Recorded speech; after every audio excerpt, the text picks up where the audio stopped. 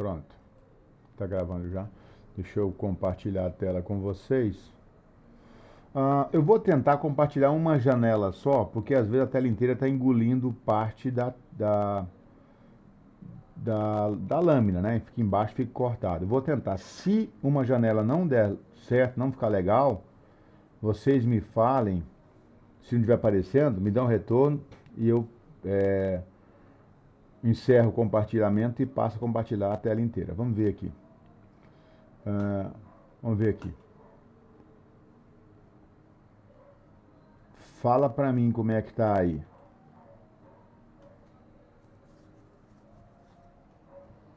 Tá aparecendo aqui, professor de boa. Tá aparecendo a base embaixo com a data, meu nome e tal? Não, não tá aparecendo isso daí, não. Embaixo não tem no centro meu nome e à direita a data? Não. Então tá Tem, engolindo. professor, bem pequenininho. Ah, tá. Ativar tem. Ah, no slide, professor? É, Ah, não, no slide tem, no slide beleza. tem. Fechou então. Mas tá uma visão boa? Tá? Porque aqui eu só vejo só a apresentação, não vejo mais nada. Tá uma visão boa aí? Tá bem pequenininho. Pequeno? Tá, mas se É. vocês conseguem mudar a configuração e não conseguem alterar o modo de exibição de vocês aí? Tira o bate-papo. Tenta aí ver se melhora.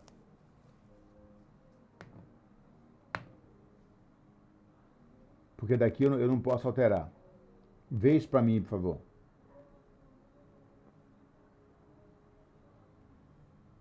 Fica pequeno ainda, professor.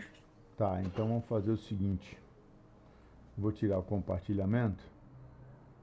Porque a intenção é de, se vocês eliminarem isso aqui, para que essa tela aqui fique maior, entendeu? Então você mudar a configuração aqui, ó, tirar fora isso aqui, fechando aqui, ó. Viu lá, fechando em cima o bate-papo? Porque ele aparece aqui, né? Você vem aqui no canto em cima, ó, e fecha ele. Mesmo assim fica pequeno?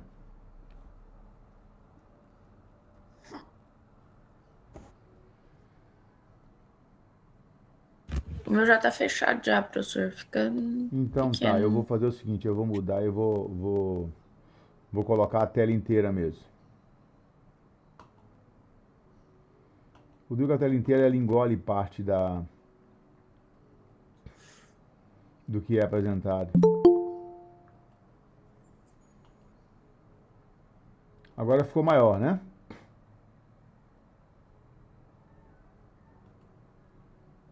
Agora ficou de boa. Tá, só que o problema é que embaixo aqui, ó, desaparece. E eu não tenho como eu ocultar isso aqui. Deixa eu tentar ocultar essa barra. Ah, se eu tivesse como ocultar essa barra aqui, eu poderia. Tem como ocultar, eu só não sei o caminho agora.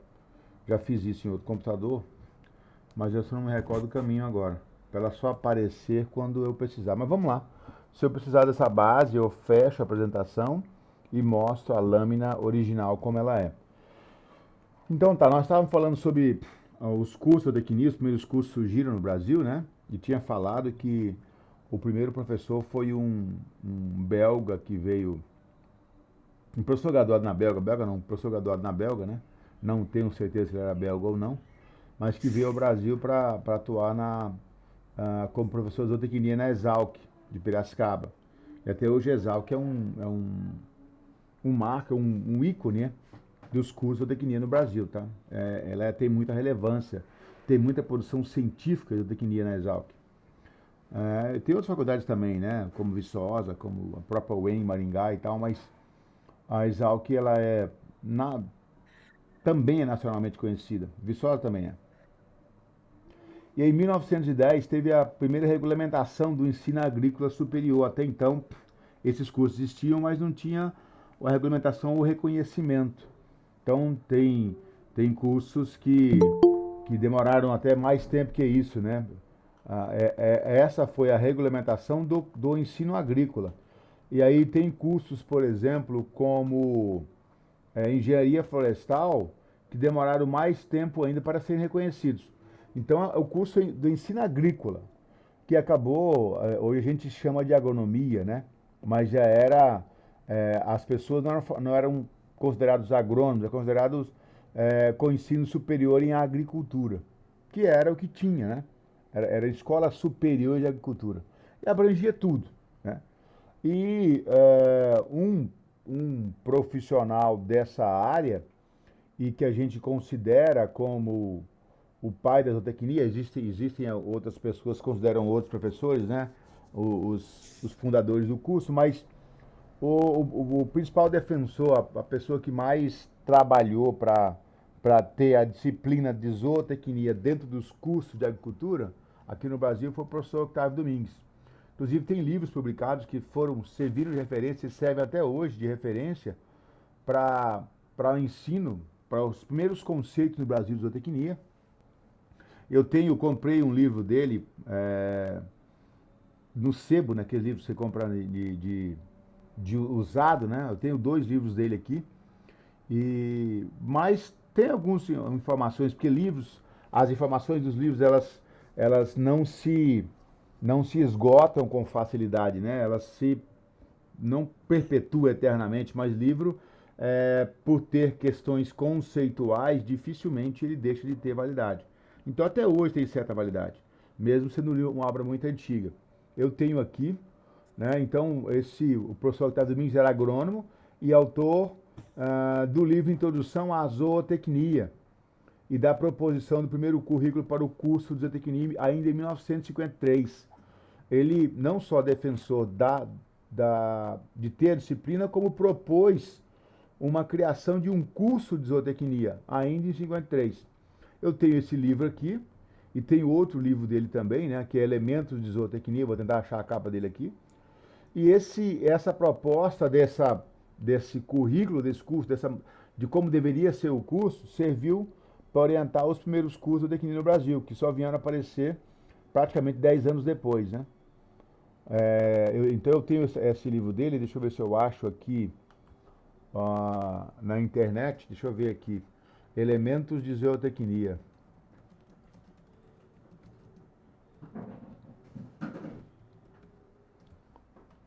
Deixa eu ver se eu acho imagens aqui. Esse livro aqui eu tenho. Também é bastante antigo, né? Você encontra só o livro como livro usado. Mas tem coisas interessantes. E tem esse também, que é esse que está lá, né? Esse livro aqui deve ter uns 50 anos ou mais que ele foi publicado, tá?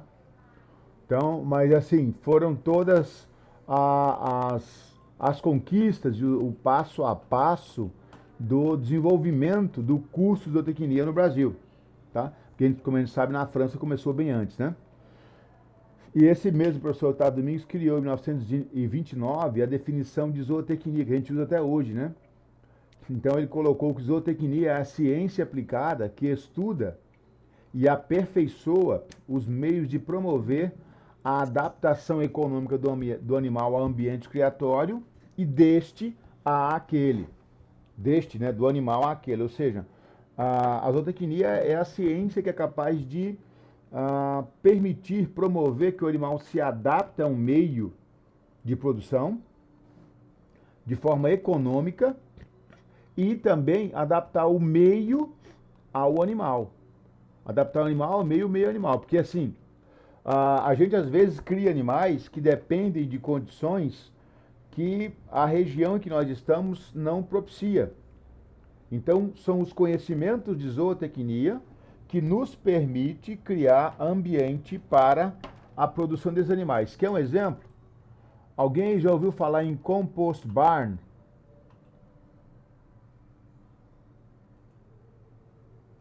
Alguém já ouviu falar? Não? Ninguém ouviu falar? Compost barn é um conceito, vou até colocar aqui a tradução para vocês verem. Ó. Compost, né? Pode ser composto, barn. Então, se fosse tradução ao pé da letra, seria celeiro de compostagem, né? Fazendo alusão à palha. Mas o que é compost barn? Vamos ver aqui o que é o compost barn na produção animal, que é uma coisa das mais recentes hoje em dia na produção leiteira.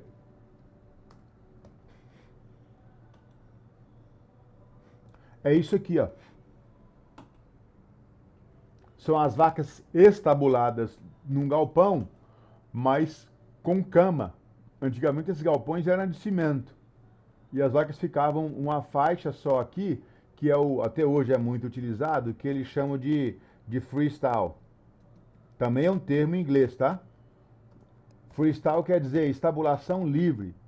Stall, estábulo. Free, livre. Esse é o freestyle.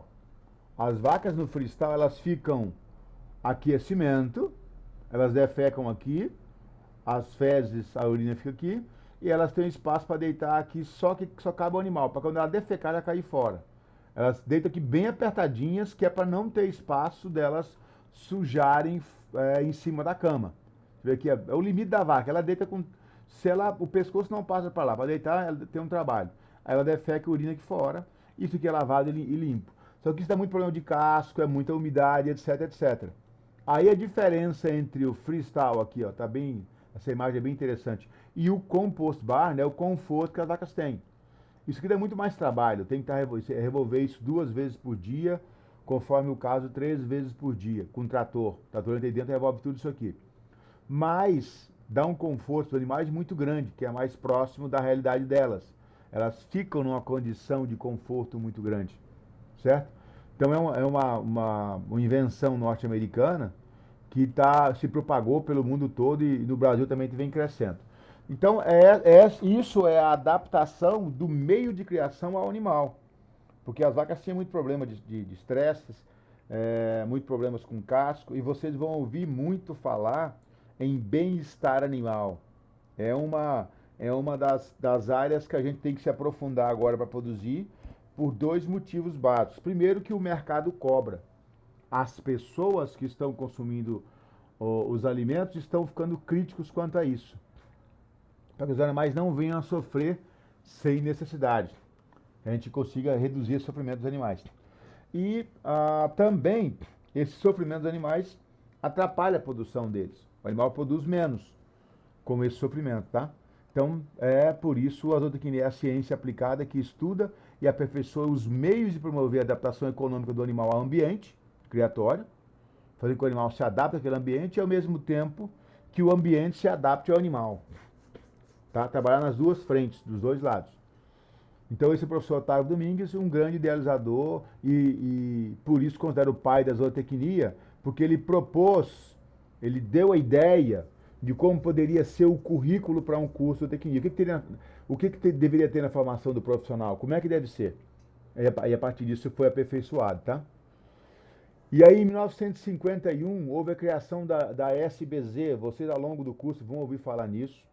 A SBZ, ela não é uma entidade exclusiva de zootecnista, mas é uma entidade da zootecnia, porque na zootecnia outros profissionais podem atuar, podem se dedicar a ela, né? Como eu disse, tem muitos agrônomos. Isso é mudando um pouco porque está havendo uma maior especificação das formações, né? Como eu disse, no passado, agrônomo fazia até pequenas cirurgias. Hoje, isso não é ensinado mais nos cursos, até por uma questão de que há que se ocupar o espaço, há que se ocupar o tempo de formação do profissional da agronomia com a área, né, os conhecimentos da agronomia que avançaram muito. Então você tem que tratar muito hoje em dia de defensivos, tratar muito hoje em dia de fisiologia vegetal, tratar muito hoje em dia de uma gama enorme de culturas e que não permite você ficar gastando tempo com outros ensinamentos que às vezes não trazem, não contribuem tanto quanto aqueles específicos da agronomia. Então, é a mesma coisa veterinária, ela tem os avanços e as questões ligadas à sanidade animal, né? A cura ou a cirurgia que não permite muito aprofundar nos processos de produção, certo? Mas ainda tem profissionais que se dedicam à produção, por exemplo, produção animal, e tanto veterinários quanto tecnistas. Então a SBZ, ela talvez tenha muito mais zootecnistas ligados à Sociedade Brasileira de Zootecnia do que outros profissionais, mas há outros profissionais também. Então qual é a função da SBZ? É discutir sobre a zootecnia, fomentar a zootecnia, publicar trabalhos de zootecnia. Aí tem a revista da RBZ, que é a Revista Brasileira de Zootecnia, que publica trabalhos. Então, ela foi criada com esse objetivo. Antes mesmo de existir um curso de formação em zootecnia, já existia a Sociedade Brasileira de Zootecnia. Então, quando vocês ouviram falar da SBZ ou da RBZ, você já tem noção do que é, já tem conhecimento do que é a SBZ e do que é a RBZ. Não vou estar mais perdidos, né, nessas informações. E ela, como eu disse que não havia profissionais zootecnistas ainda, então ela foi fundada por agrônomos e por veterinários, na época, né?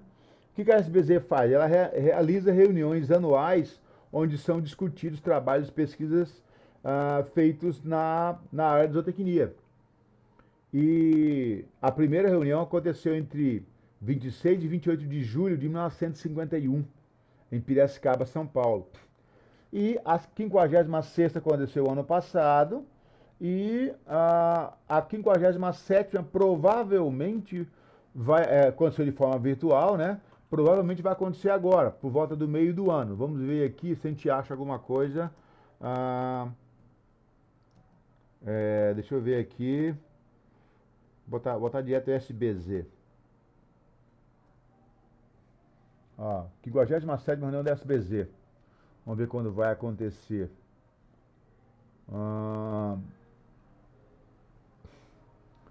Vai ser presencial agora. Já estamos com o formato de ser presencial. Entre 25 e 29 de julho desse ano. Vai acontecer. Então, nessa reunião, quem participa publica trabalhos, né?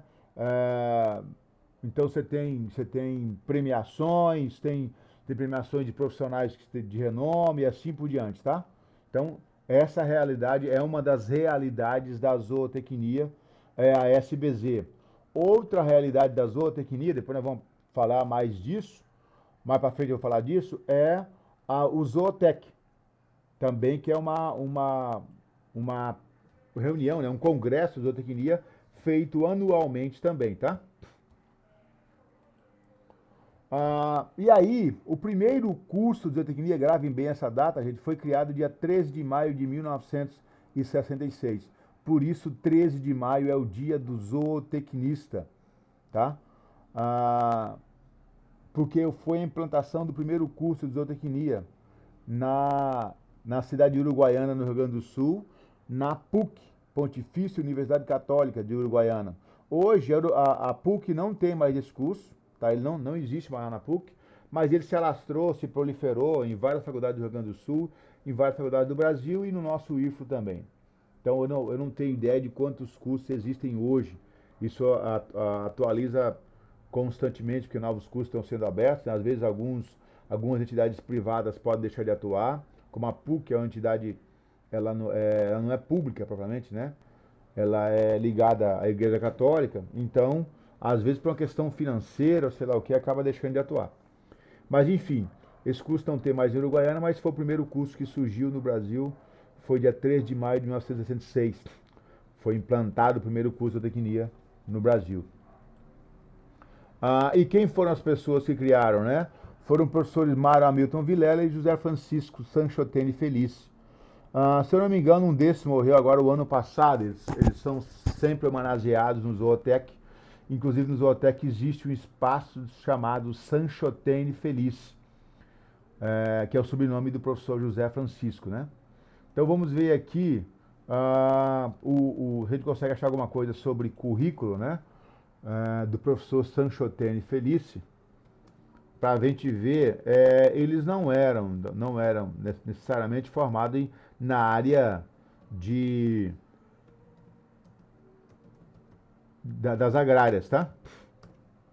Quer ver, ó? Ele é de Uruguaiana, ó. Nasceu em Uruguaiana, foi prefeito por 2 mandatos e tal, e é formado em ciências econômicas. Não tem nada a ver com zootecnia, mas foi um dos fundadores, dentro da universidade, do curso de zootecnia, tá? O professor Sanchotene, pelas informações que deve estar vivo ainda, mas com 86 anos. Mas o professor José Mário Vilela, esse a Mara Milton Vilela, desculpa. O segundo é o que eu tive vendo esse ano mesmo. Faleceu. Vamos confirmar aqui.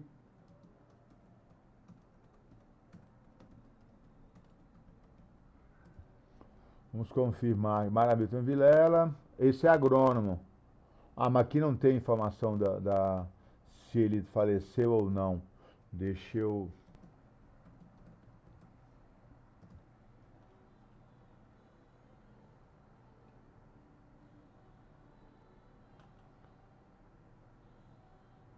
Não, aqui não tem informação, mas eu tive lendo esse tempo atrás que parecia que ele havia falecido, não tenho bem certeza, tá? Mas enfim, era um formado em economia e o outro formado em agronomia que fundaram o curso de zootecnia, que assim, os grandes responsáveis, né? Inclusive tem pessoas que coloquem o professor Mara Milton como o pai da zootecnia. E há um espaço no Zootec para homenagear o professor José Francisco Sanchotene Feliz, chamado Espaço Sanchotene Feliz, onde divulgam, onde fomentam ah, onde eles divulgam ações de fomento e de estímulo à zootecnia e à profissão de zootecnista, tá? No Zootec. Ah, continuando o histórico aqui, ó, em 1969 foi implantado o curso de zootecnia, o segundo curso na Rural do Rio. A gente tem professores aí formados na Rural do Rio. O professor Antino é zootecnista formado na Rural do Rio. Está afastado no momento por problema de saúde, né? Inclusive nem sei, faz muito tempo que eu não falo com o professor Antino, mas é formado em zootecnia pela Universidade Federal Rural do Rio de Janeiro. A Rural de Janeiro, hoje nem tanto, mas foi uma das maiores e mais expressivas faculdades de ciências agrárias do país, tá?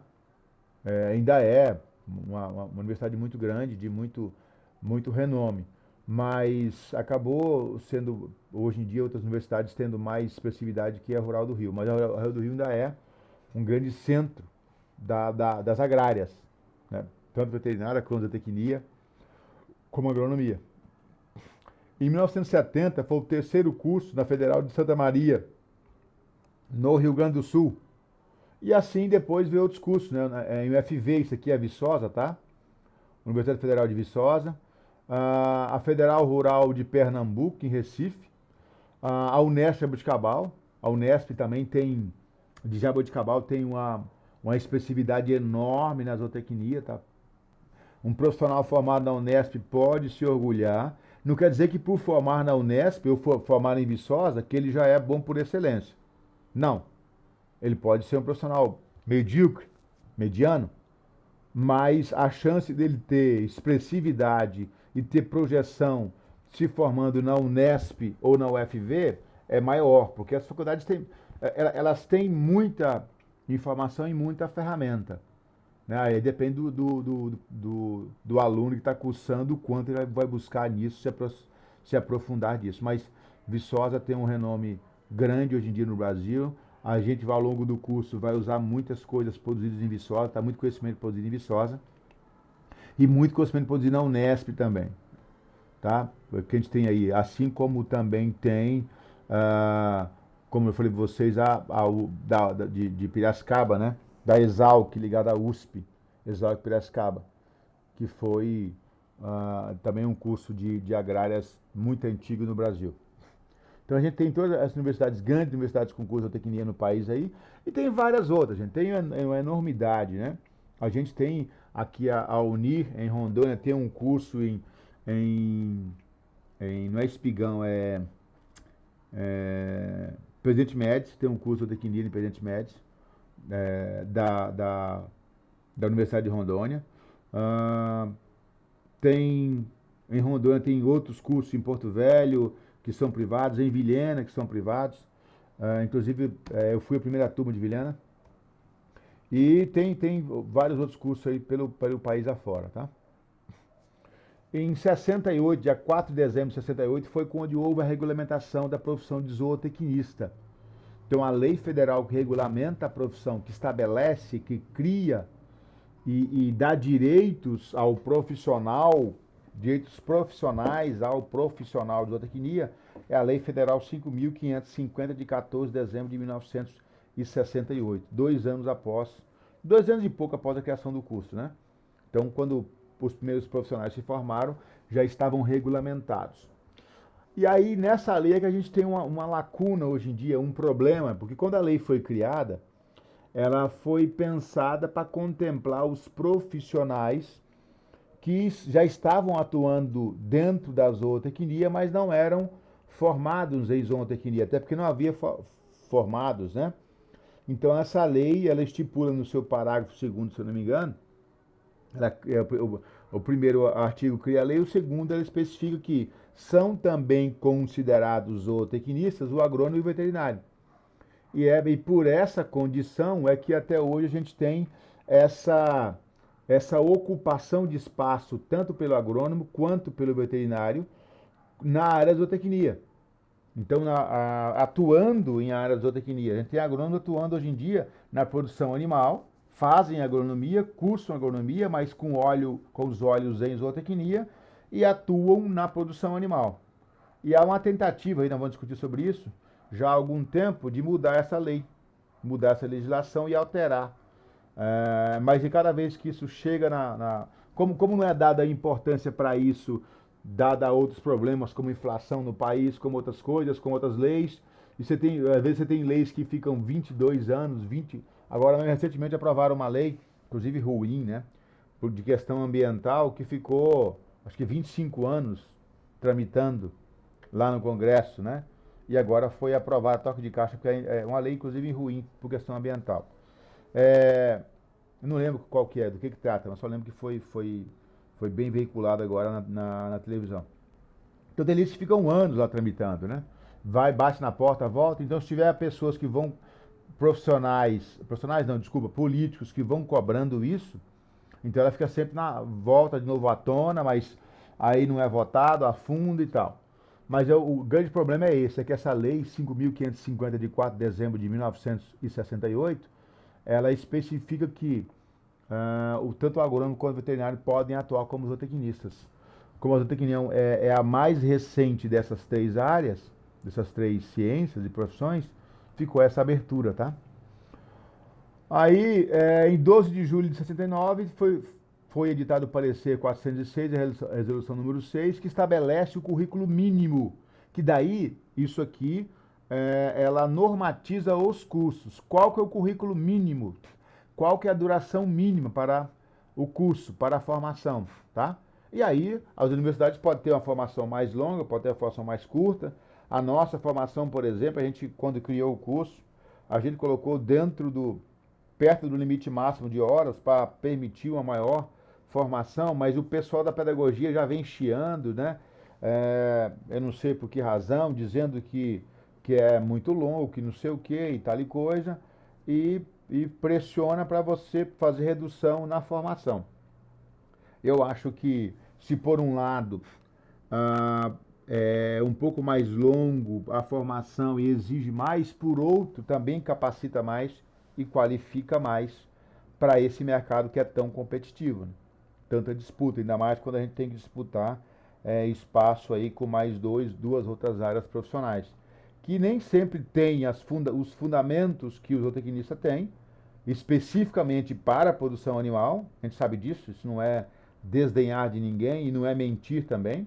É lógico que, tanto na agronomia quanto na veterinária, eu não tenho medo de falar isso, por exemplo, a avicultura não tem a quantidade de horas que tem na zootecnia, a agronomia nem a avicultura tem, a maioria dos cursos, suinocultura, produção de equinos, de equídeos, produção de abelhas, criação de abelhas, às vezes não tem. A maior parte dessas produções, dessas culturas, né, dessas criações, não tem nesses 2 cursos o tempo de duração, a carga horária que tem na zootecnia. E como isso porque a gente não trabalha, não vai atuar lá com medicamento, não vai atuar lá com cirurgia, não é o foco. O foco é produzir. O foco é conhecer esse animal para produzir, certo? Evitar que ele dê problema. Se ele der problema, outro profissional cuida. Se ele adoecer, outro profissional cuida.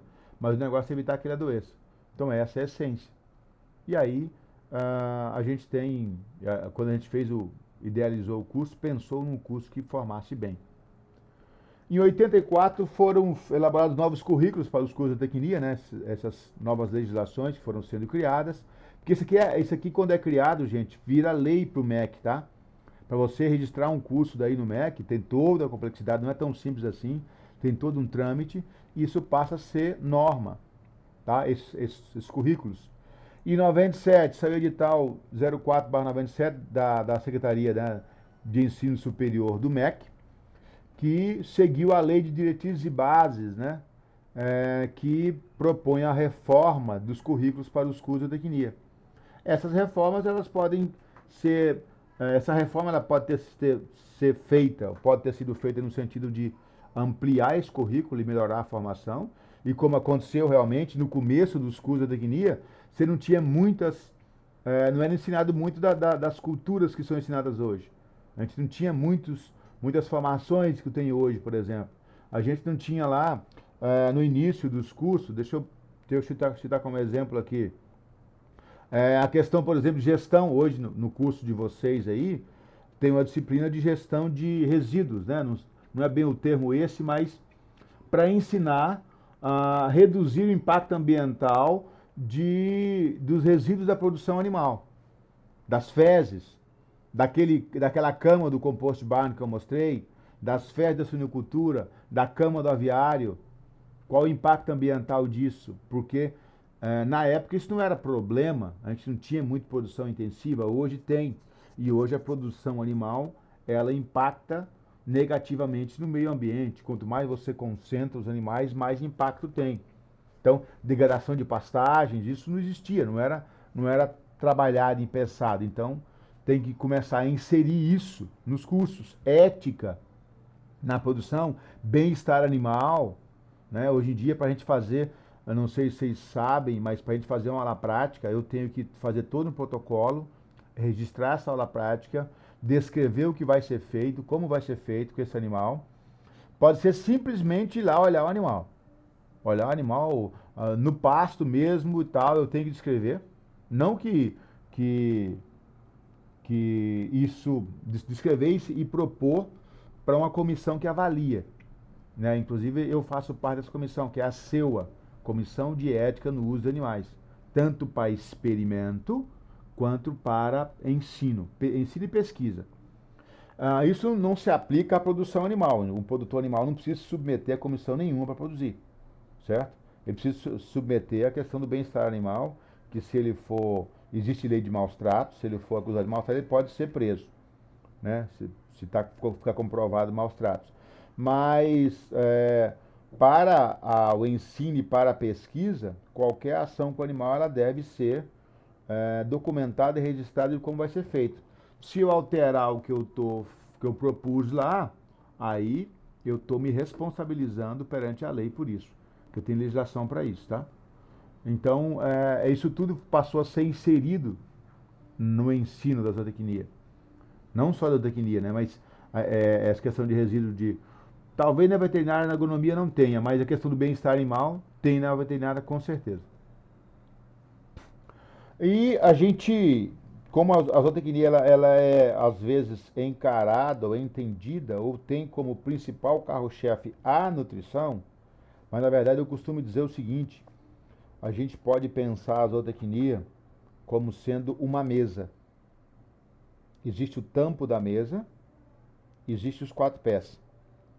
Os 4 pés dessa mesa são a nutrição, como a gente costuma sempre classificar a zootecnia como nutrição, né? Como sendo a principal área de atuação do zootecnista, na verdade acaba sendo. Mas a gente tem a nutrição, a gente tem o melhoramento genético, que também melhoramento genético animal é uma área que a maioria esmagadora dos profissionais que atuam são os zootecnistas. A gente tem a sanidade animal preventiva, né? A gente não trabalha com curativa, mas trabalha com a sanidade animal preventiva, com vacinas, com bem-estar, com manejo adequado, com higiene, com profilaxia. E a gente tem a parte do manejo geral dos animais, né? O manejo que envolve bem-estar, o manejo que envolve as formas corretas de lidar com esse animal. Então são os 4 pés da mesa. E esse tampo que une os 4 pés da mesa é a gestão, a administração. Porque você pode encontrar, se você tiver profissionais que sejam bons nesses 4 pés, mas não tiverem a gestão e a administração unindo isso para ter retorno, provavelmente esses 4 pés não pararão de pé, né? Vão cair. Então, o que une, o que dá solidez a isso, é a gestão e a administração, que é muito forte, é muito forte, assim, é bem presente e é necessária na zootecnia e também na agronomia, que são 2 áreas que lidam com produção, tem que dar resultado. A agronomia com produção vegetal tem que dar resultado de retorno econômico. Ninguém planta uma lavoura por bonito, planta porque quer ter retorno econômico. Ninguém cria, fecha animais em um confinamento por bonito, ou por prazer, ou por hobby, faz para ganhar dinheiro. Você cria um cachorro de estimação, por estimação, por hobby, você cria um gato, coisa desse tipo. Você gasta uma grana preta com um animal desse, sem avaliar retorno econômico, simplesmente porque você gosta, mas quando se trata de animais de produção, quando se trata de vaca, bovinos, né, equinos, aves como um todo, galinha, codorna, pato, marreco, peru, abelhas, você não está criando aquilo, não está fazendo aquilo por prazer simplesmente. Tem o prazer envolvido, mas há que se ter um retorno econômico, senão você quebra, fecha as portas, né? Tem que ter retorno. Ninguém vai criar vaca leiteira por bonito. Intensificar, investir naquilo ali para produzir simplesmente para jogar fora. Então, você quer vacas que produzam bem porque você quer ter retorno econômico. Então, como a nutrição é um dos carros-chefe, a gente vai tratar aqui da nutrição, como é que ela evoluiu no Brasil e qual que é a gente tem aí de participação, né, de incentivo da zootecnia nisso. A primeira fase dessa evolução da nutrição no Brasil aconteceu na década de 60, onde começou a haver o emprego de dietas balanceadas no Brasil. O que é a dieta balanceada? Dieta é o que é fornecido ao animal, que tipo de alimento é fornecido. É mais ou menos igual dieta para pessoas, né? O que pode comer, o que não pode comer. No lugar de pessoas que fazem dieta por questão de saúde, por questão de estética, né? Pode comer isso, não pode comer aquilo. No caso dos animais não é pode ou não pode. No caso dos animais é o que é ofertado, o que tem disponível. Ou até o que pode e não pode no sentido de que pode ser benéfico e que pode fazer mal, né? Porque tem animais que comer alguns tipos de alimentos podem ser prejudiciais. Então, aí as dietas balanceadas são aquelas que têm as quantidades ideais de vitaminas, de minerais, de carboidratos, de gordura e até da própria água. Então, isso é uma dieta balanceada, o que tem balanceamento nas quantidades nutricionais. Isso só começou a ser empregado no Brasil na década de 60. Porque essa revolução mundial, a revolução mundial na parte da produção animal e na parte da produção vegetal, esse avanço, esse crescimento, ele começou a ocorrer após a Segunda Guerra Mundial, num fenômeno denominado Revolução Verde. Alguém aí já viu citar esse termo, não?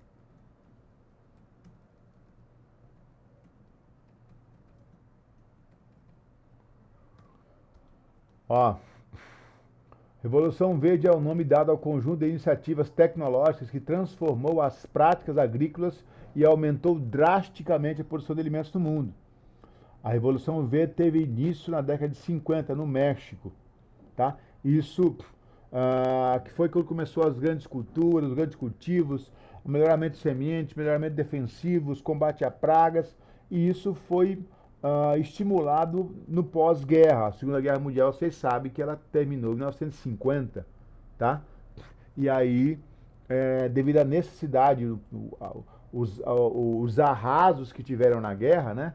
As destruições que tiveram na guerra, falta de alimentos, as pessoas passando fome e tal, e o caos todo, despertaram para que o mundo, as pessoas, né, o Ocidente, que foi quem mais foi prejudicado pela guerra, porque o Oriente não se meteu nisso, com exceção do Japão, acabaram tendo esse estímulo para poder trabalhar na produção, intensificar a produção de alimentos. E isso acabou chegando ao Brasil, um pouquinho depois, mas chegou até aqui, na década de 60. Na parte de produção animal, o uso de dietas balanceadas, o conceito de aplicar uma alimentação animal adequada, com todos os componentes dos quais ele precisa para desenvolver bem. E aí a segunda fase ocorreu entre 1960 e 1970, que foi quando as indústrias de ração vieram para o Brasil, perceberam o potencial aqui e vieram para cá. E dessas indústrias a gente tem a Purina em 67 e a Guabi em 74. Até hoje são grandes marcas de ração aí, né? Não sei se vocês já ouviram falar ou já viram o logotipo da Purina, mas a Purina mudou muito ultimamente, né? Ela era uma empresa, agora ela tinha esse logotipo, né? Ela tinha esse nome, né? Uma empresa bem antiga, mas daí, 1894 ela foi fundada, né? Então hoje ela mudou bastante, mudou os logotipos, acabou abrindo, vendendo, mas a Purina veio para o Brasil nessa época, e a Guabi é outra empresa produtora de ração, que é bem de renome nacional, né? Aí se for ver, a Guabi ela também mudou um pouquinho também o logotipo, mas é uma produtora de ração, ó. Você vê aqui ração para cachorro, ração para animais, tá? E ração, se eu não me engano, me fugiu uma ração de cachorro amarela que tem assim, que é da Guabi, me fugiu o nome agora, ração para cães. Então essa empresa vem para o Brasil e passaram a produzir ração aqui e foi mudando os conceitos, né? Uma terceira fase que permitiu essa expansão e evolução da nutrição animal foi a expansão das culturas, porque a base da ração é soja e milho. Inclusive, tem-se um ditado, um dizer na nutrição animal, de que a soja é a rainha e o milho é o rei da nutrição animal. Por que isso? Quando vocês forem estudar mais para frente, outras disciplinas, outras áreas, né, outras ciências, dentro do curso, vocês vão ver e vão estudar sobre milho e soja, vão ver composição, vão estudar uma disciplina chamada bromatologia, que faz análise de alimentos. Vocês vão perceber que juntar milho e soja, milho com farelo de soja, é a junção que mais se aproxima do ideal de que o animal precisa. Todos os outros alimentos que existem, que podem ser utilizados, são utilizados em substituição ou ao milho ou à soja. E raramente conseguem chegar próximo do que eles fazem, do que o milho e a soja fazem. E sempre que são feitos estudos para substituição, é com o objetivo de reduzir custo, quando o milho está mais caro, quando a soja está mais cara. Mas milho e soja são realmente o rei e a rainha da nutrição animal. E com essa expansão das culturas de milho e de soja, isso permitiu estabilizar mais as ações balanceadas, visto que o milho e a soja permitem essa aproximação maior do ideal. E por fim, uma quarta fase da evolução dessa nutrição animal no Brasil foi a utilização de programas que calculam essas ações. Vocês vão ter uma disciplina lá para frente, lá pelo 8º período, chamada balanceamento de rações, e se eu tiver nas disciplinas ainda, estiver trabalhando com avicultura, se eu estiver trabalhando com nutrição de não ruminantes, que eu acredito que estarei, pelo menos com nutrição de não ruminantes, estarei ainda trabalhando com a disciplina, ou com avicultura, ou mesmo com bubalinocultura, que eu trabalho hoje também, né? Eu trabalho com essas todas aí. A gente vai exercitar os cálculos de ração lá. Como é que se balanceia uma ração, como é que eu chego primeiro nas necessidades do animal, como é que eu sei o que ele precisa, e depois como é que eu uso os alimentos e quais alimentos eu uso para chegar naquilo que ele precisa e unir o útil ao agradável, né? Unir uma necessidade, a fome com a vontade de comer, unir o que o animal precisa com o que o alimento pode fornecer, que a gente chama de balanceamento de ração. Só que isso é Isso é feito por cálculos matemáticos e não permite um aprofundamento grande, uma complexidade maior, porque senão teria que ter equações do tamanho do mundo. É aí que entram os programas computacionais que permite fazer isso, permite fazer esses cálculos de uma forma mais rápida e de uma maneira mais eficiente até de se chegar ao resultado. Porque os programas computacionais simulam uma enormidade de possibilidades muito mais rápido do que a gente. Então, por isso, esse avanço, essa possibilidade de uso de sistemas computacionais nos permite fazer esses cálculos muito bem. E um exemplo desses programas aí é o SuperCrack, né?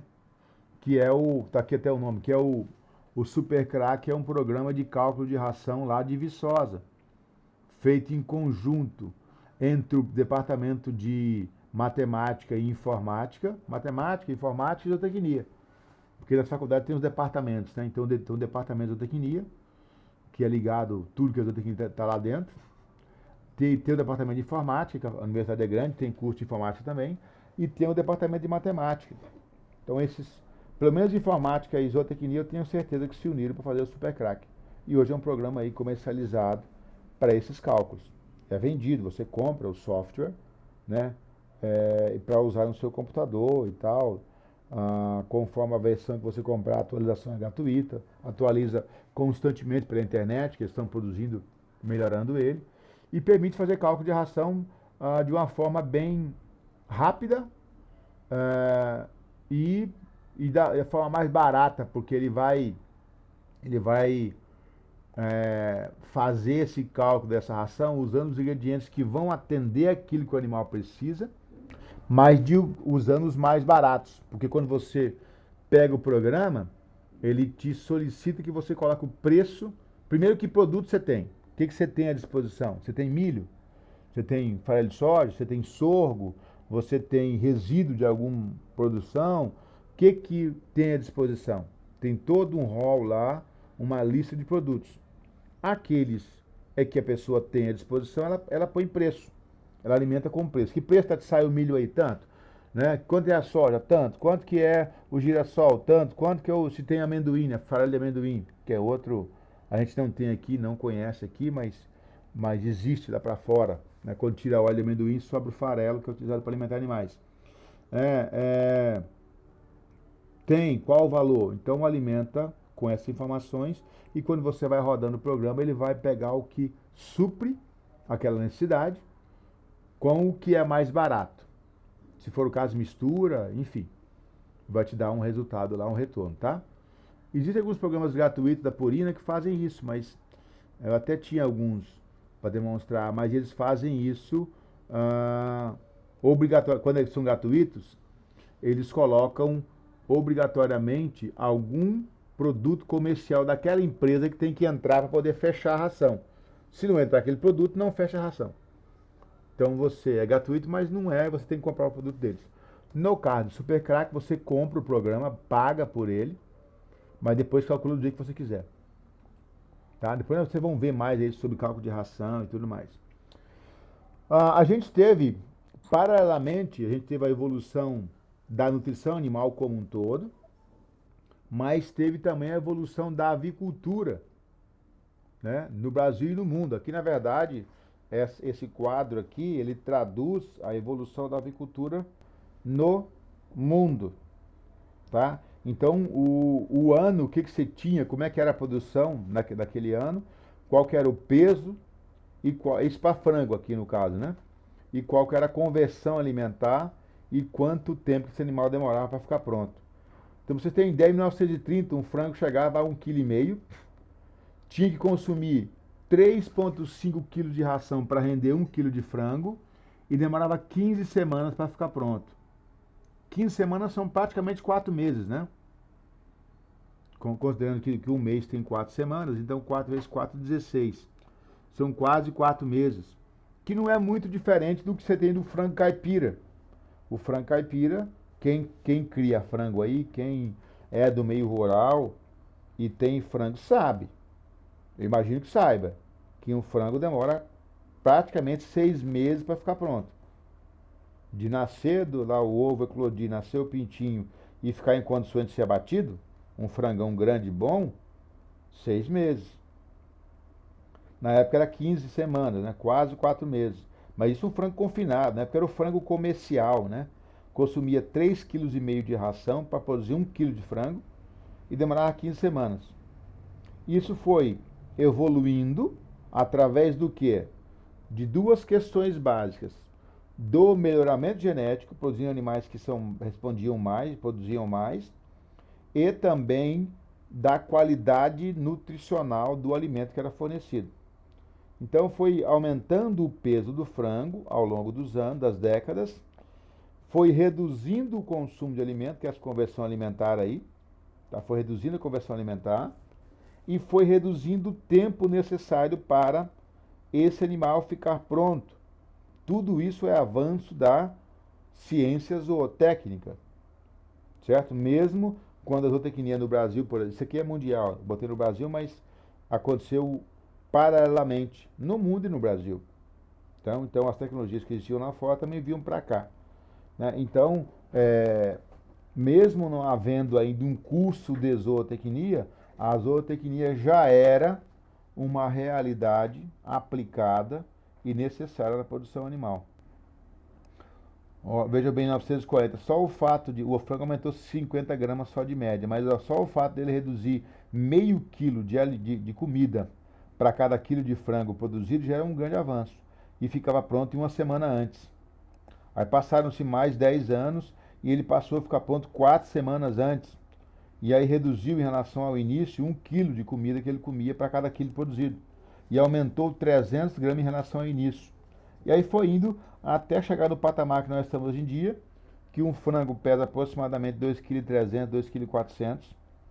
Hoje está um pouco mais, tem aves muito mais pesadas que isso, 2,5 kg, 2,8 kg. Consome algo em torno de 1,6 a 1,8 kg de comida, de ração para produzir 1 kg de frango, está muito mais eficiente e fica pronto em 6 semanas, quando muito 7 semanas, a depender do peso que você quer da ave, né? Se quer aves maiores para fazer corte, aves mais desenvolvidas, tira com 7 semanas, 49 dias. Se quer aves mais leves para vender inteira, para não ser tão grande, porque hoje em dia as pessoas não compram as coisas, cada vez mais as famílias são menores, né? E não compram frangos, dão preferência para frangos menores, não frangos tão grandes, então você tira um pouco mais cedo. Tem casos até de tirar o frango com 35 dias, para fazer franguinho pequenininho, mais cedo ainda.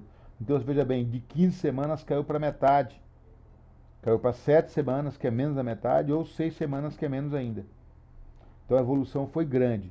Isso é atribuído a quê? A evolução da ciência da zootecnia, que se traduz, eu posso dizer, que é igual à ciência da produção animal. Zootecnia é produção animal. Ponto, pronto. Tá? É o que... Produção animal. Zootecnia. Inclusive, esse termo zootecnia é um termo de língua portuguesa. Tá? Usado aqui, usado em Portugal. Na língua espanhola eu não sei dizer, mas na língua inglesa não é chamado de zootecnia. Quando alguém faz um mestrado em país de língua inglesa, nos Estados Unidos, dentro da área de zootecnia, né? Na Inglaterra, na Austrália, na Nova Zelândia, qualquer país de língua inglesa, ou na África, onde tem nos países de língua inglesa, é denominado Animal Science. A zootecnia é chamado de Animal Science, ou ciência animal, certo? Então, mestrado em Animal Science, doutorado em Animal Science, não é denominado zootecnia. Mas é a mesma coisa, o mesmo estudo, só que a denominação lá é outra. Então, eles chamam de ciência animal, que seria essa similaridade que eu falei com produção animal, né? Aí, Da mesma forma que aconteceu uma evolução na produção de frango, aconteceu na produção de aves também. Tem suínos também, tá, gente? Mas aqui eu trouxe frangos e aves. Então, lá no começo do século XX, você tinha uma dessas, digamos, que a gente chama de granja, né? Botando 80 ovos por ano, com um peso médio do ovo de 56 gramas e gastando 4 quilos de ração para produzir, 4,1 kg para produzir uma dúzia de ovos. Da mesma forma, isso foi avançando, foi aumentando consideravelmente a quantidade de ovos produzida por ano, até chegar ao patamar de hoje. Hoje, algumas aves, alguns materiais genéticos aí conseguem produzir algo em torno de 340, 350 ovos por ano, que dá praticamente um ovo por dia. O peso do ovo não se alterou e nem deve, nem pode se alterar. Porque se eu trabalhasse no melhoramento genético para selecionar aves com ovos maiores, e aí eu selecionei uma galinha que tem informação genética para botar ovos maiores. Aí eu acasalo ela com um galo cujas mães e irmãs também expressam as características de botar ovos maiores. Então esse galo também tem a genética de que as suas filhas vão botar ovos maiores. Eu acasalo com essa galinha. A tendência é concentrar isso e botar um ovo maior ainda. Chegaria a um ponto, teórica, não chegaria, porque a galinha não resistiria, morreria antes, né? Mas que ela botaria um ovo de avestruz. Então, elevar o tamanho do ovo não é o foco, não é para a gente entender, já começar a dar uma pinceladinha sobre melhoramento genético. Alguns melhoramentos não são interessantes. Senão a galinha botava o ovo e morria do lado, porque seria um ovo do tamanho de um ovo de avestruz. Lógico que não chegaria a esse ponto, exagero meu. Mas se nós formos trabalhando para elevar o tamanho do ovo, elevar esse tamanho médio do ovo aí para 70 gramas, é bem provável que as galinhas teriam muito problema de prolapso, de oviduto, prolapso do sistema reprodutivo, que prolapso seria a projeção, né, a exteriorização disso, por conta do tamanho excessivo do ovo. Então, alterar o tamanho do ovo não foi o foco e não foi alterado, e nem deveria ser, como eu estou dizendo. Mas mudar a quantidade de ovos produzidos, isso foi feito, e é interessante ser feito, era necessário ser feito, assim como mudar também a quantidade de ração consumida para produzir os ovos. Porque as duas pontas, tanto a quantidade de ovos produzidas quanto o consumo de ração, traduzem eficiência. Eu vou gastar menos e produzir mais. Imagine o quanto que essa galinha lá do início de 1910 era inferior a uma ave de hoje com 340, 350 ovos por ano. Tem aves batendo aí perto dos 360. Então é praticamente um ovo por dia. A eficiência dessa ave é absurda. Virou uma máquina de botar ovos, né?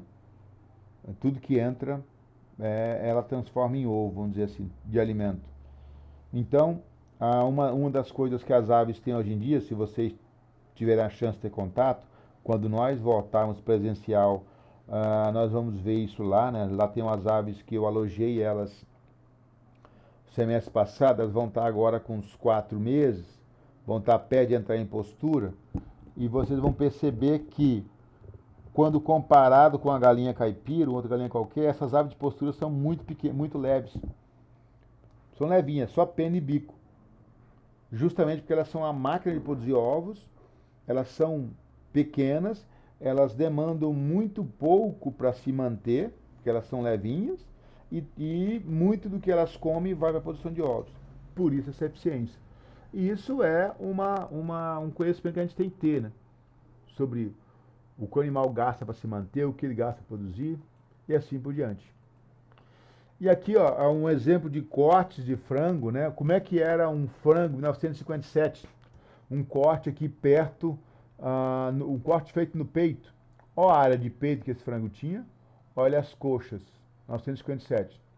Em 91, olha o volume de carne no peito, olha o volume de espaço vazio interno para as vísceras, ou seja, parece até que reduziu, né, mas ficou muito pequeno, muito pouco espaço ocupado com as vísceras, e olha aqui as coxas.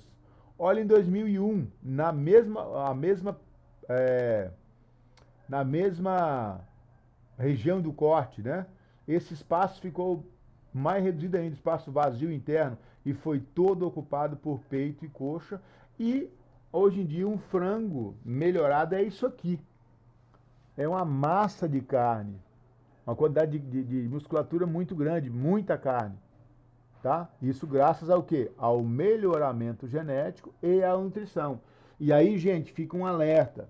Por favor, toda vez que vocês ouvirem eu não vou alisar o termo aqui não, tá? Eu vou dar logo na muleira. Algum boca aberta vir falar que produção de frango é hormônio, por favor, rebatam.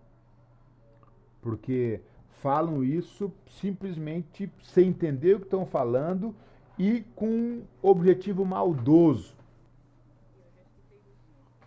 É idiotice. E eu já escutei muito isso, Rebata professor. quando você ouvir isso.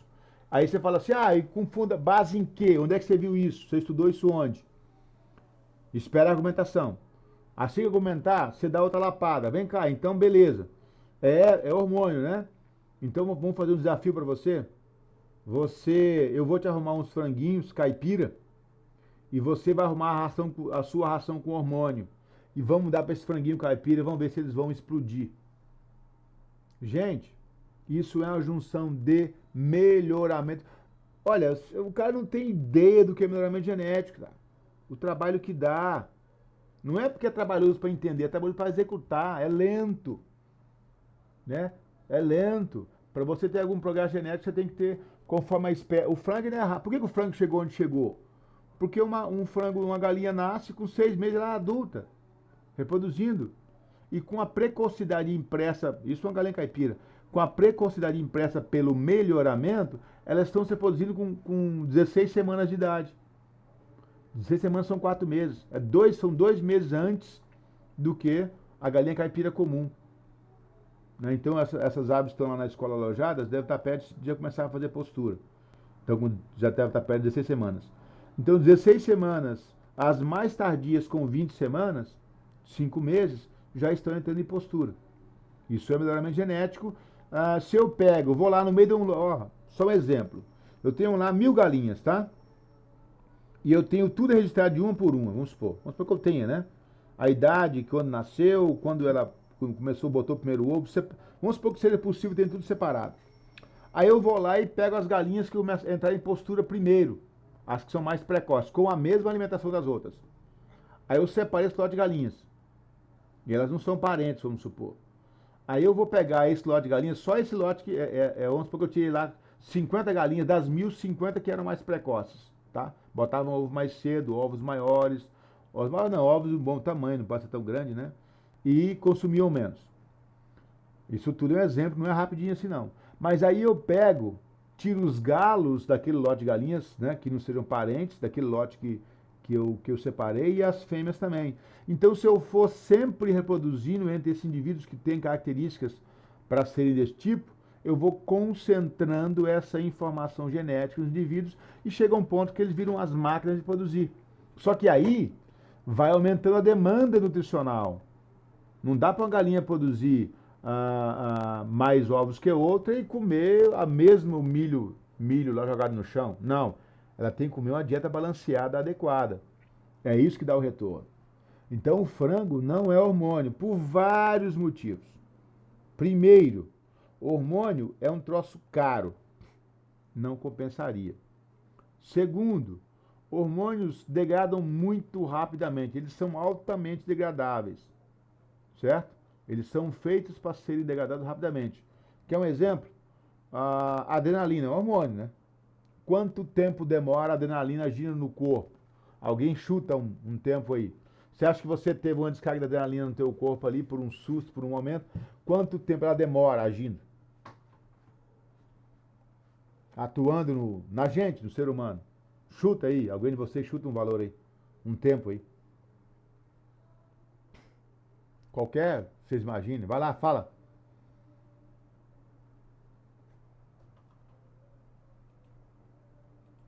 Ninguém tem ideia? O que demoraria?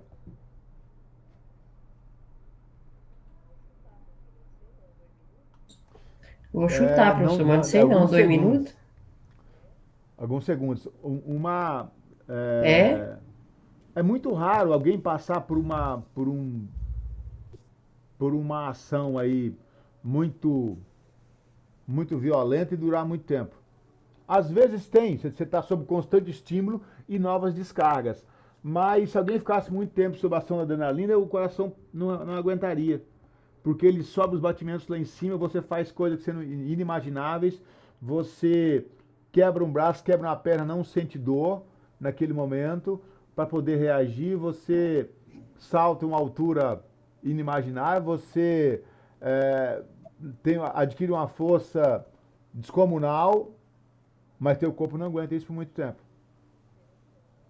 Pode dar uma pescada para você ver. Interessante. Sob efeito da adrenalina, você faz coisas que você não. Eu tenho isso na prática comigo sempre. Meu filho tem problema desde quando nasceu de convulsão. Ele convulsiona às vezes. Toma medicamento, tá, mas convulsiona. E geralmente é à noite, né? Tá dormindo lá e tal. E ele vai fazer 19 já. E ele é pesado.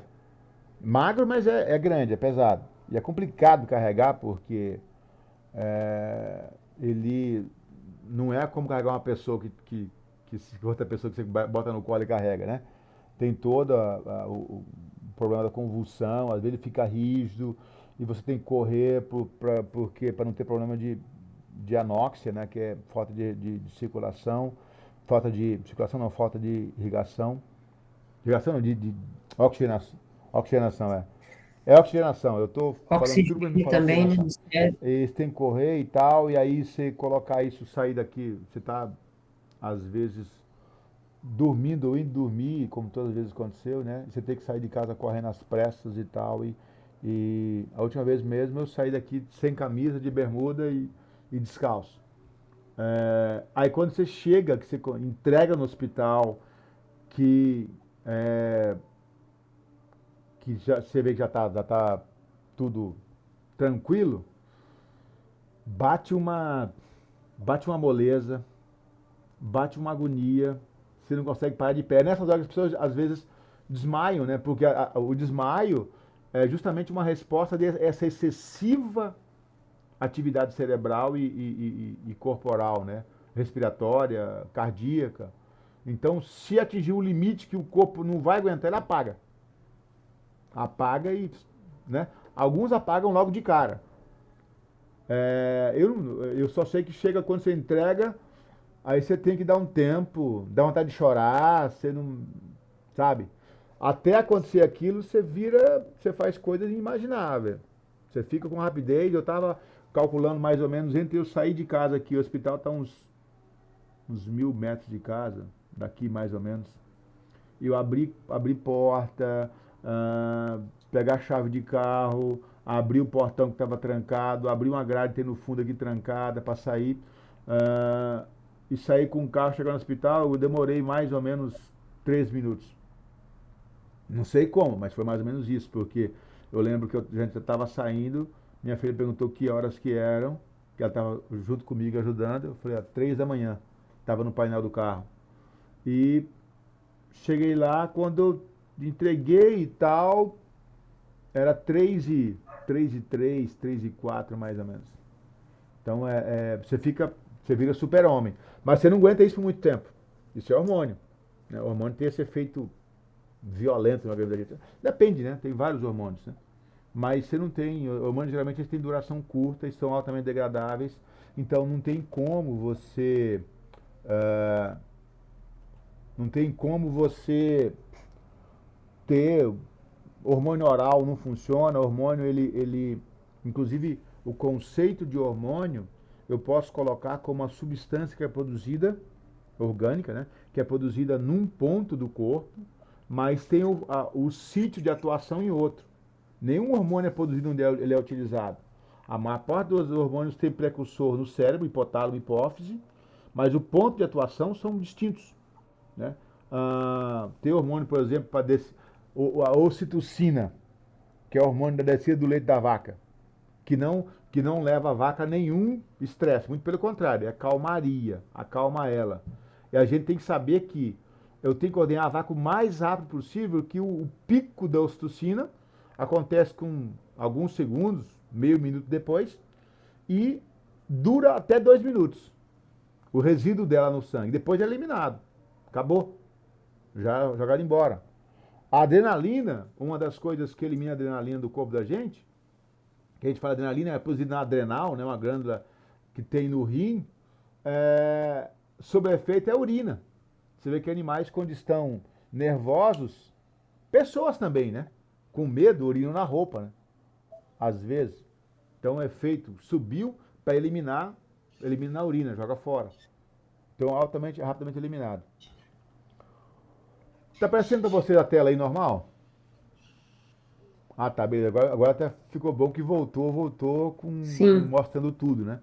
Então, gente, produção de frango não é hormônio, tá? Produção de frango não é hormônio que faz produzir. É genética, é melhoramento genético mais nutrição adequada, tá? Então aqui, ó, aqui tem outra imagem que o frango demorava 56 dias para ficar pronto, em 1957, né? E pesava 900 gramas. Isso foi evoluindo, década de 70. Hoje, você tem hoje frangos que você demorar o mesmo tempo com 4,5 kg, né? Com frangos de maior, se eu demorar mais tempo para abater, demorar os mesmos 56 dias. Se eu bater mais cedo é mais leve, mas é uns frangos enormes, né? E aqui, ó, o que era necessário em 1980, está aparecendo para você a tabelinha aí, né? O que era necessário em 1980 para produzir 2,5 kg de frango e o que era necessário em 2010. Hoje evoluiu mais ainda, né? 2020 está menos ainda. Então você tem a relação hoje em dia de conversão alimentar de 1 quilo, mais ou menos 1,6 kg de ração por quilo de frango produzido. Em 1980 era necessário 2,4 kg de ração para produzir 1 quilo de frango. Consumo total de ração aqui, como é que foi mudando isso? Isso é hormônio? Não. Isso é genética, isso é ração de qualidade. Então aqui, ó, sanidade adequada. É lógico que não é só genética e alimentação, tá? O frango não pode adoecer, tá? O frango tem que ser bem manejado, ele não pode passar estresse, não pode passar calor, não pode nada, tem que ser bem manejado. Então, a sanidade, nutrição e manejo responde por em torno de 15 a 25% do resultado desse frango. E a genética é de 80 a 85% do resultado desse frango. É lógico que essa genética aqui, sem isso aqui, ela não acontece. Não adianta. Que é um exemplo que eu sempre uso. Todo mundo conhece Fórmula 1 aqui, né? Não sei como é que está hoje, que hoje eu, em casa não pega Bandeirantes. Minha antena desconfigurou lá, então eu não fui atrás. Sempre que eu vou atrás, peço pro cara regular de novo, aí acaba dando uma chuva, um vento, e ela desloca um pouquinho e acaba não pegando. Mas enfim, hoje quem está apresentando Fórmula 1 é a Bandeirantes, não é a Globo mais. Mas Fórmula 1 acho que todo mundo conhece, né? Sabe, a gente teve pilotos ícones da Fórmula 1, Ayrton Senna, considerado herói nacional, né? E vocês já observaram, sabem que o combustível da Fórmula 1 é um combustível especial. É uma gasolina especial. Gasolina adequada, de alta qualidade e tal, né? Pureza, enfim. Alto poder de explosão, para dar aquilo que aqueles carros fazem. Então você tem de um lado um carro excepcional, desenhado, projetado para produzir, para desempenhar muito. De outro lado você tem uma gasolina especial para aquele carro. Então você abastece aquele carro com aquela gasolina e ele desempenha aquilo. Vamos supor que a gente foi lá com um ninho daqueles primeiro, né? Ou até pior que isso, um Fusca que nem eletrônico é o sistema de injeção. É carburador, né? Antigo, coisa antiga de injeção. Aí chega com aquele Fusca lá, encosta e enche o tanque dele com aquela gasolina da Fórmula 1. Será que ele vai andar igual aqueles carros de Fórmula 1? Então é isso que você tem que falar pro cara quando o cara fala besteira de hormônio. Não. Se eu puser aquele combustível num Fusca, num Uno, ou mesmo vamos pegar o Corolla, bota no Corolla, você acha que ele vai andar igual o carro de Fórmula 1? Não vai. Ele não é um carro de Fórmula 1. Ele não foi feito para isso. Ele não foi feito para Ele isso. não foi adaptado para isso, Aí, né? se eu pegar o carro de Fórmula 1 e vir ali no posto da esquina, com aquela gasolina que você fala, a gasolina tá ruim, tem água. A gasolina no Brasil, por norma, por lei, ela tem, sei lá, 20, sei lá quantos por cento de álcool na gasolina. Se pegar um carro da Europa, que não sabe o que é isso, pegar um carro do Paraguai, que não usa álcool na gasolina, um carro da Colômbia, Venezuela, que não usa álcool na gasolina, puser aqui no Brasil para rodar, ele vai dar problema. Porque os carros no Brasil são feitos para rodar com álcool e gasolina. Os carros da Europa não. Toda vez que a empresa europeia vai produzir carro no Brasil ou norte-americana, tem que adaptar as condições de Brasil, que vai álcool junto na gasolina. É bom ir álcool na gasolina porque é menos poluente, né? Reduz a emissão de gases tóxicos e poluentes, que a gasolina faz mais que o álcool. Mas o álcool é álcool, não é gasolina. Então vamos supor que eu pegue um carro desse de Fórmula 1 e abasteça com aquela gasolina que, além de ter álcool e gasolina que é legal, ela pode ter um tanque sujo, resíduo, ela pode ter água, porque ela, não que o cara coloque água, mas porque o tanque soa. Não, perdão, soa não, sua, perdão. Soa é admitir som. O tanque sua e concentra água. Às vezes tem a má fé também do distribuidor que coloca outros compostos dentro para poder, ainda mais agora com esse preço alto que tá, né? O risco é maior ainda, gasolina, quanto mais cara, maior o risco de ter qualidade ruim. Pega uma gasolina dessa, ruim, e enche o tanque de uma Ferrari de Fórmula 1, de uma Mercedes. Será que ele vai sair do lugar? Nem pega o motor, tá? Então é isso. Não. A Ferrari, a Mercedes, o carro de Fórmula 1 é o frango melhorado. Uma genética embarcada violenta. O franguinho comum, caipira, é o fusquinha. Não adianta eu dar a ração do frango melhorado para o franguinho comum, que ele não vai responder igual. E se eu der o milho, ou o resto de comida, ou sei lá o que, ou soltar lá para comer inseto, andar no terreiro, aquele frango melhorado, ele vai morrer, o piti vai morrer. Não vai desenvolver legal. Não tem nem que ver. Então é esse conceito que alguns... E quem é que prega isso, gente? A comunidade vegana. Os caras não querem comer carne, tudo bem. Cada maluco joga pedra de um jeito. Beleza. Não come carne, cara, tá bom. Agora, se querer obrigar as pessoas a não comerem carne também, é sacanagem, né? Eu querer fazer uma coisa, tudo bem. Agora, obrigar os outros a fazerem aquilo que eu quero, aí já é má fé, né? E usar de recursos escusos para isso, mentir para isso, distorcer as coisas para isso, é inaceitável. E a gente tem que lutar contra. Né? A gente tem a liberdade de fazer o que quer, mas não pode obrigar os outros a fazer aquilo que a gente quer. Não podemos obrigá-los a fazer o que a gente quer. Não podemos mentir para isso, não podemos distorcer as coisas, a realidade para isso. Dizendo mentiras, né? Dizendo, por exemplo, enquanto o mundo passa fome, que ovo faz mal, que ovo não pode ser consumido, que ovo consumir ovo é maltratar a galinha, sabe? Leite. Tem gente passando fome no mundo e as pessoas fazendo essas besteiras. Mas quem faz isso é quem nunca se deu mal, quem é tudo riquinho, tudo, né? Se empinou pipa algum dia na vida, foi na frente do ventilador dentro do apartamento, tá? Esses caras que empinam a pipa na frente do ventilador em apartamento. Viveu nessa vidinha aí é artista, não sabe, geralmente não sabe nada de realidade, nunca ralou, né? E fica fazendo essas besteiras. Se a pessoa tem Oi. O, po- É, o problema é que tem muitas pessoas, mas professor, que vende o que compra. nós estamos vendo isso no Eles dia não, um fala para ele, ele sai passando para de uma forma frente, sem ter absurda, né? Nós conhecimento. estamos vendo essa pandemia, por exemplo, um monte de mentira, né? As campanhas eleitorais são mentira, a campanha eleitoral do presidente foi uma mentira pura. Um monte de mentira que os caras veicularam, jogaram na rede, na internet aí, pegava, sabe, fazia, inventava histórias, e as pessoas acreditaram. Porque as pessoas são muito imediatistas. Produzir ciência, gente, produzir pesquisa, dá um trabalho danado, é cansativo.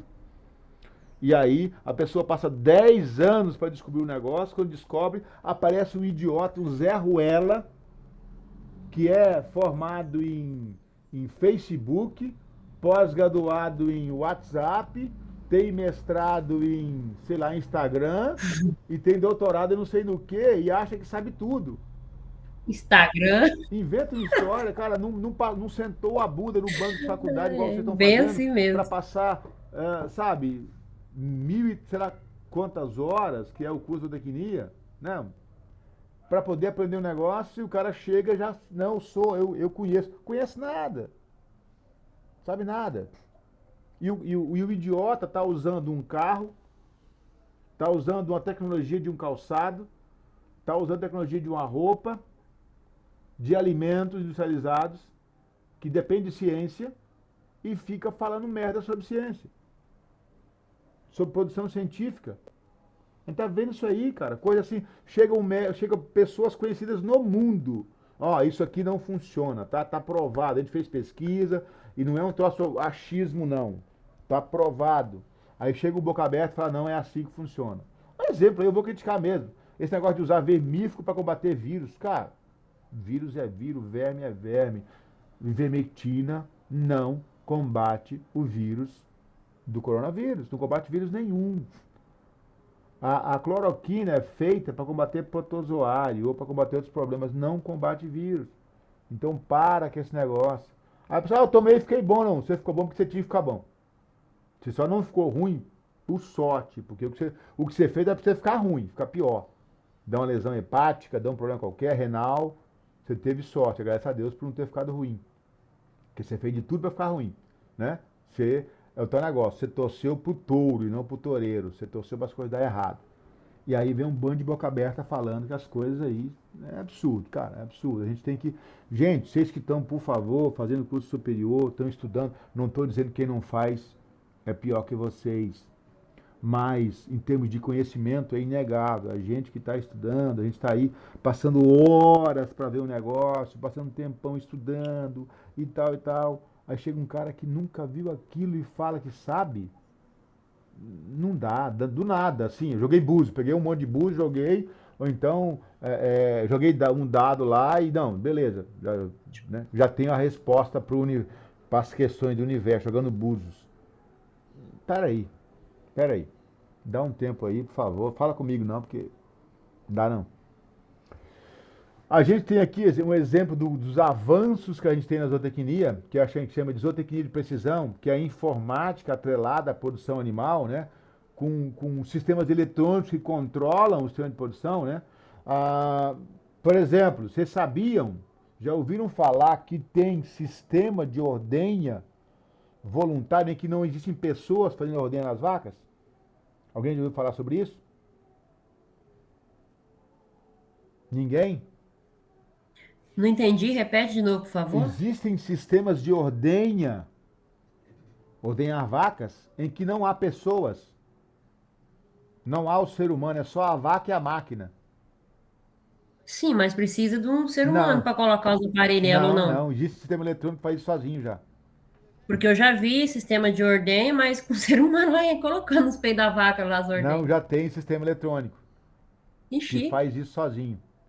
Você condiciona a vaca a buscar a ordenha quando ela precisa, quando o ubre está cheio, que incomoda ela, e o sistema eletrônico, a inteligência artificial, vai saber se ela foi ordenhada, se merece ser ordenhada ou não.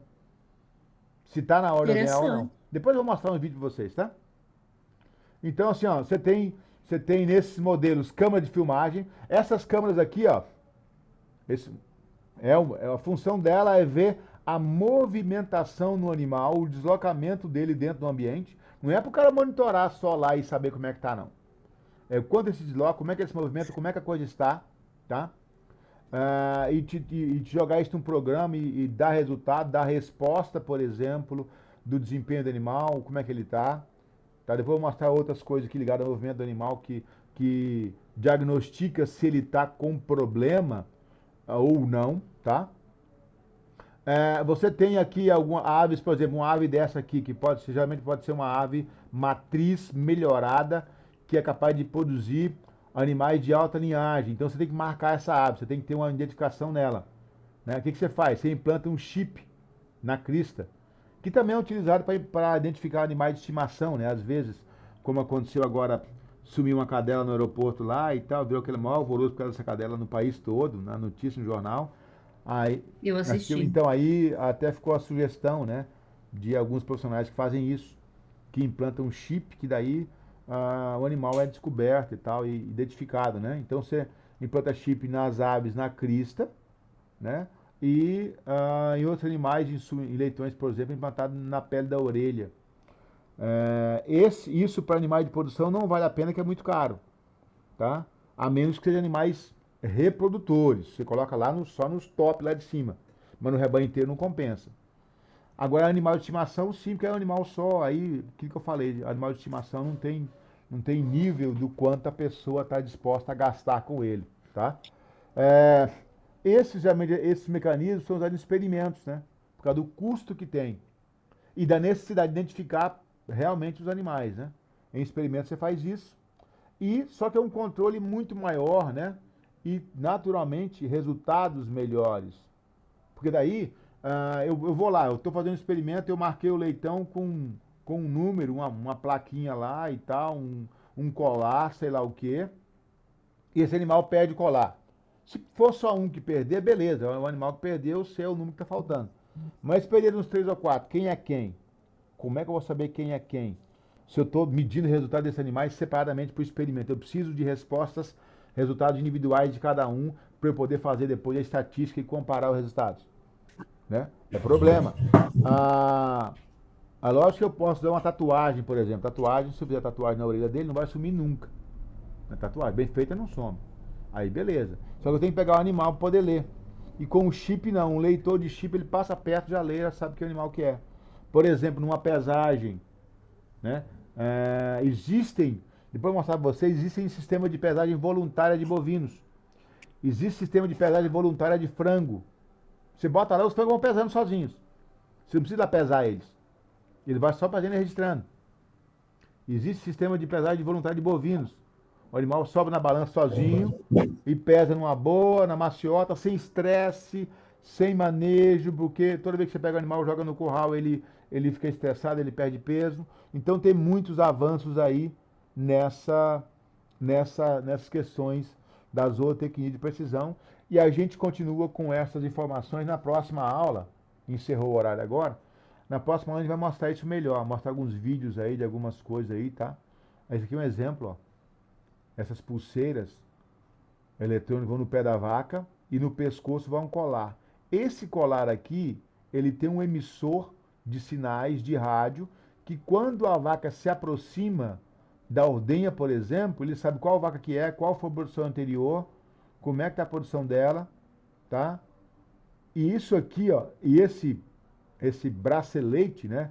Essa tornozeleira aqui no pé da vaca vai servir para identificar se ela está andando dentro do ambiente, está deslocando, se não está deslocando. Se ela ficou muito parada, ela pode estar doente, porque você evita e reduz a quantidade de pessoas aqui dentro. Se ela estiver muito agitada, por exemplo, andando muito e saltando e tal, provavelmente ela está entrando em cio. Aí você não precisa ir lá olhar qual vaca está entrando em cio. O sistema te devolve a informação e você vai na vaca específica, que é numerada e tal, tem brinco, tem outras informações, e já separa ela para inseminar, por exemplo, porque aqui não tem touro no meio. Então tem muita tecnologia no meio. Depois a gente conversa mais sobre isso na próxima aula, que a gente vai trazer essas informações todas aí, todas não, né? Mas muito mais coisas que existem dentro desse avanço da produção animal, desse avanço da zootecnia, desse avanço da ciência animal aí. Beleza?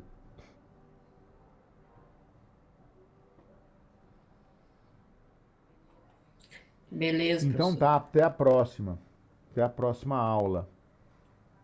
Fechou? Tchau, tchau. Tchau. Falou. Valeu, professor. Falou. Falou.